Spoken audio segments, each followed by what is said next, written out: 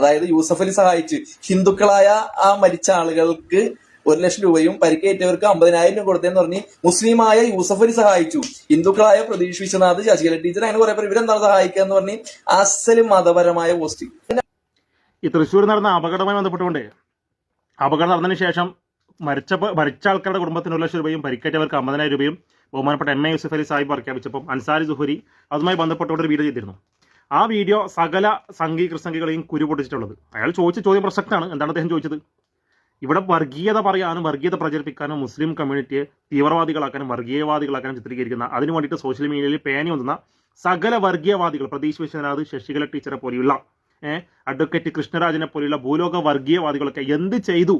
ഇവരൊക്കെ നാഴികൾക്ക് 40 വട്ടം വർഗീയവാദവും തീവ്രവാദവും ആരോപിക്കുന്ന ഈ മുസ്ലിം കമ്മ്യൂണിറ്റിപ്പെട്ട അറിയപ്പെട്ട ഒരു വ്യവസായി ഈ ഒരു സഹായം കൊടുക്കാൻ തയ്യാറായപ്പോൾ ഇവരെ പോലെയുള്ള വിഷജന്തുക്കളെ കൊണ്ട് ഈ കേരളത്തിന് എന്താണ് ഗുണം എന്ന അർത്ഥം വരുന്ന തരത്തിലാണ് അദ്ദേഹത്തിന്റെ സംസാരം.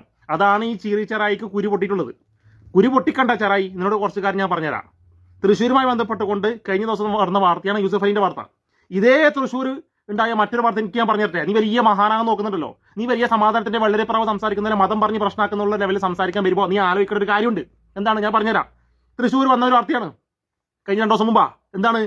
BJP തൃശ്ശൂർ ജില്ലാ ഇന്റലക്ച്വൽ സെൽ കൺവീനർ പ്രസീദ് ദാസാണ് ഇത് സംബന്ധിച്ച് NI ഡയറക്ടർക്ക് പരാതി നൽകിയത്. പരാതി എന്താ? വിഷയം എന്താ?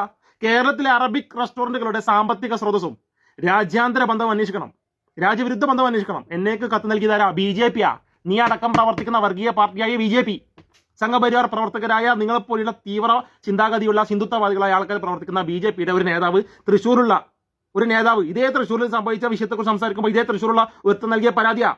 കേരളത്തിലെ അറബിക് റെസ്റ്റോറന്റുകൾ എന്താ? അറബിക് റെസ്റ്റോറന്റുകൾ കുഴിമന്തി പോലെയുള്ള അൽഫാം ഷവായ പോലുള്ള ഭക്ഷണങ്ങളാണ് അറബിക് റെസ്റ്റോറന്റുകളായിട്ടും അതുപോലുള്ള ഭക്ഷണങ്ങൾ അറബിക് ഭക്ഷണങ്ങളായിട്ടും നിങ്ങൾ മാറ്റിയിട്ട് ആ ഭക്ഷണത്തോട് പോലും നിങ്ങൾ വെറുപ്പുളവാക്കുന്ന രീതിയിൽ നിങ്ങൾ വേർതിരിവ് കാണുന്ന നിങ്ങളാണോ ഈ അൻസാരി സുഹരിനെ പഠിപ്പിക്കാൻ വരുന്നത്? ആണോ?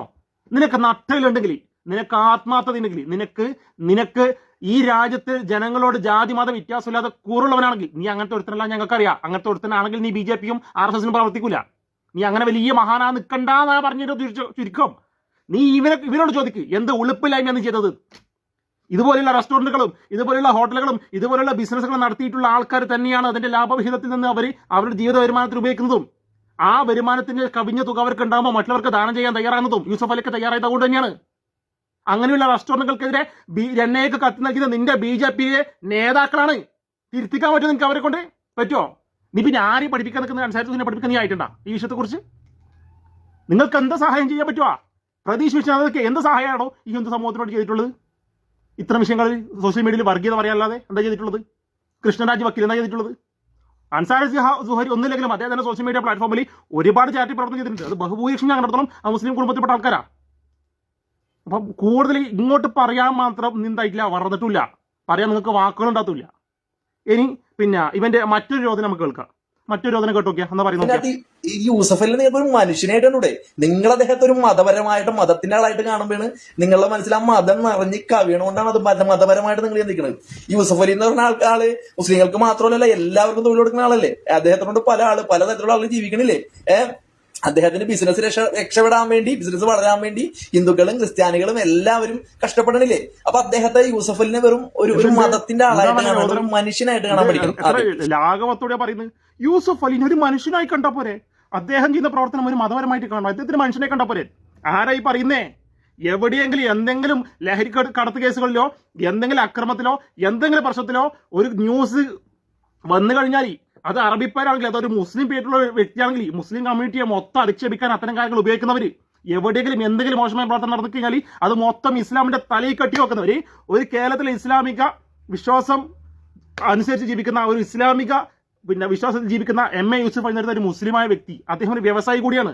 അദ്ദേഹത്തിന്റെ കയ്യിലുള്ള തുക അദ്ദേഹം ദാനം ചെയ്യുമ്പോൾ, അദ്ദേഹം അർഹതപ്പെട്ടവർ കൊടുക്കുമ്പോൾ ആ നല്ല പ്രവർത്തനം ആരുടെ അഡ്രസ്സിൽ വരാൻ പാടില്ല? ഇസ്ലാമിന്റെയോ മുസ്ലിങ്ങളുടെ അഡ്രസ്സിൽ വരാൻ പാടില്ല. അത് യൂസഫ് അലി ഒരു മനുഷ്യൻ. ഇനി യൂസഫ് അലി ചെയ്തത് വേറെ എന്തെങ്കിലും പ്രവർത്തനമാണെങ്കിലോ ഇസ്ലാമിക തീവ്രവാദി. ഇതെല്ലാം ചെയ്യാം. നാണമാന ഉളുപ്പ് ലജ്ജിയിലെ സുഹൃത്തെ. ഇന്ത്യയൊക്കെ സോഷ്യൽ മീഡിയ ഫേസ്ബുക്ക് പേജിൽ നീയൊക്കെ എന്തൊക്കെ വർഗീയതകൾ എഴുതിയിട്ടുണ്ട്, എന്തൊക്കെ കൊലത്തിൽ എഴുതിയിട്ടുണ്ട്, ഏതൊക്കെ രൂപത്തിൽ എഴുതിയിട്ടുണ്ട്, എന്തൊക്കെ പ്രചരിപ്പിച്ചിട്ടുണ്ട്. എന്നിട്ടാണോ നീ അൻസാരി സുഹരിനെ ഇതൊക്കെ പഠിപ്പിക്കാൻ നിൽക്കുന്നത്? നീ വർഗീയത പറയാത്ത, വർഗീയത മനസ്സിൽ ലവലേശമില്ലാത്ത മാന്യനായ വ്യക്തിയാണോ? മതേതര സമൂഹത്തിൽ മതേതരത്വത്തോട് കഴിയാൻ ആഗ്രഹിക്കുന്ന വ്യക്തിയാണോ? അല്ല, നീ അസലി BJP-യിലെയും RSS-ലെയും വർഗീയത മനസ്സിൽ വെച്ചെടുക്കുന്ന നല്ല അസല് സംഖ്യയാണ്.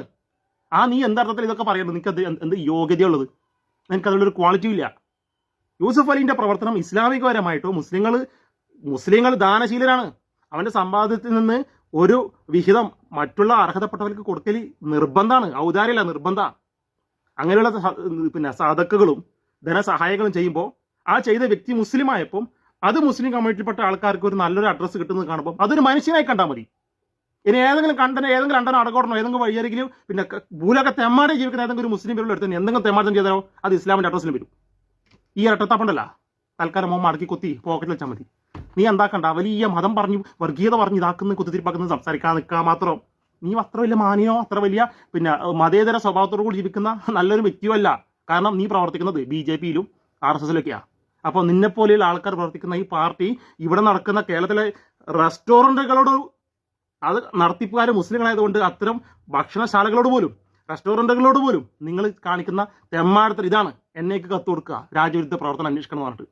നീ ആദ്യം നിന്റെ കൂട്ടത്തിലുള്ള ഇത്തരം തെമ്മാടികളെ, പ്രതീക് വിശ്വനാഥിനെയും കൃഷ്ണരാജിനെയും ശശികലനെയും പോലുള്ള തെമ്മാടിത്തരം മാത്രം സോഷ്യൽ മീഡിയയിൽ വർഗീയത മാത്രം എന്ന തീവ്രവാദിയായ ഹിന്ദുത്വ തീവ്രവാദിയായ ആൾക്കാരുണ്ടല്ലോ, നീ അവരെ തിരുത്തിക്കാൻ നോക്ക്. എന്നിട്ട് മറ്റുള്ളവരെ തിരുത്തിക്കാൻ പാ. Okay, bye bye.